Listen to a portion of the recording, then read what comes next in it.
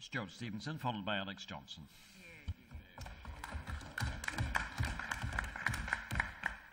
Deputy Presiding Officer and my new colleagues in all parties, thank you very much for the warmth of your welcome. It's much appreciated. I'm sure Brian Fitzpatrick will feel exactly the same. It's been a particular pleasure to see a number of familiar faces round the chamber. And I particularly thank Richard for paving the way for me by bringing my home village of Whitehills into his opening remarks. Thank you for that. But let me turn to a matter of fishing and the common fisheries policy. And I start by paying particular tribute to my predecessor, Alex Salmond. His success in raising fishing to the top of two Parliament's agenda for the first time in a generation is something of which we should take note. But one of the key achievements, of course, of the Scottish Parliament is in providing a platform for precisely these important Scottish issues that have previously been neglected by Westminster.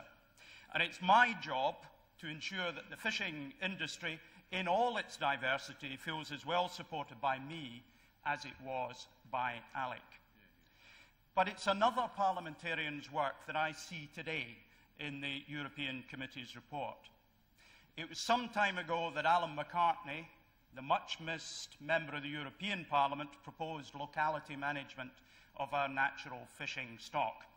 There could be no finer tribute to Alan than the adoption of zonal management as a key part of the reform of the common fisheries policy. He would have been very proud of this Parliament's support in this report. So what does the fishing industry think of this report? The Pelagic Fishermen's Association told me yesterday there is wide agreement within the industry that the common fisheries policy has fallen well short of its objectives in many areas. And looking forward to zonal management, they said, bringing fishermen to the table along with fisheries managers and scientists should result in better informed, realistic and pragmatic management measures. So that will allow Tavish, Mike Park to sit at the top table. But I didn't hear you say that Scotland's Fisheries Minister should be sitting at the top table in Europe representing Britain. I look forward to hearing you say that in future. I'm very happy to agree with Jamie McGregor when he spoke yesterday of the need for more local control. That is something we've advocated for many years. The Scottish Fishermen's Federation focus is on the need to maintain relative stability, and they believe it should be embedded in European law.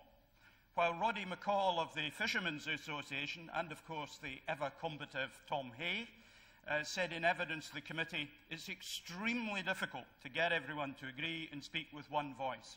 There are tensions, but they should be buried for good. I've every reason to believe that this document presents the best opportunity for many years to bring the fishing industry together and be of one mind. I make a plea to the Executive and to the Fisheries Minister, whom I note is looking rather lonely over there. I hope she's not isolated in the debate.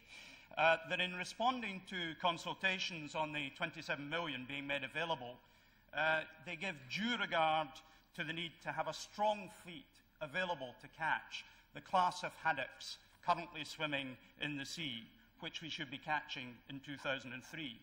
Taking too many boats out of the industry now will only benefit other countries' fishing industries. But we need to ensure that we don't fish out the young haddocks before that. It's against that background that I ask that the door be left open to compensated tie-ups. Keep listening to the fishermen, please. But to end on a sombre note, we sometimes forget that fishing is not just another industry. It's a way of life, a staple for many communities. And it's a cruel mistress for many of those who put to sea. Today's news that the wreck of the Peterhead-based Trident has been found after 27 years is a poignant reminder of the price that can be paid. All in the industry should be assured that I and my SNP colleagues will fight just as hard as Alec has always done to represent the fishermen's interest.